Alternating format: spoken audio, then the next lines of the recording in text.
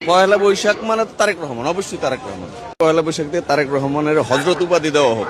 তারেক রহমানের নেতৃত্বে এই দেশ সুন্দরভাবে গঠন হয়েছে, সুন্দরভাবে পয়লা বৈশাখ পালন করতেছি। ফ্যাসিস্ট নাই। হযরত তারেক রহমান 50 বছর 100 বছর ক্ষমতা থাকুক, আমরা এটা চাই। আর এইভাবে পয়লা বৈশাখ হিন্দু, মুসলিম, বৌদ্ধ, খ্রিস্টান সবাই মিলে এই দেশটা সুন্দরভাবে সমস্ত বর্ষ এই পয়লা বৈশাখ বলেন, চৈত্র সংক্রান্তি বলেন, পয়লা ফাল্গুন বলেন, সব উৎসব মুখরভাবে পালন করুক।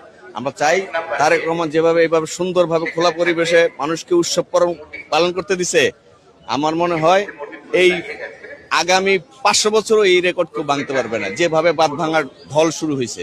ঠিক আছে, এটাই হলো আমরা বলতে চাই, পয়লা বৈশাখ দিয়ে তারেক রহমানের হযরত উপাধি দেওয়া হোক। উনি এত সুন্দর আয়োজন করছে, এই আয়োজনের মতো আর আয়োজন হয় না। এই পয়লা বৈশাখ মানে তো তারেক রহমান, অবশ্যই তারেক রহমান। এত সুন্দর আয়োজন ব্যবস্থা করছে, কোনো হাউ নাই কাউ নাই, সম্প্রীতির বন্ধন, সবারই নিয়ে একসাথে দেশটা চালাইতেছে। এই পয়লা বৈশাখ তারেক রহমানের উৎসর্গ করে দেওয়া উচিত সারা বাংলাদেশের মানুষকে।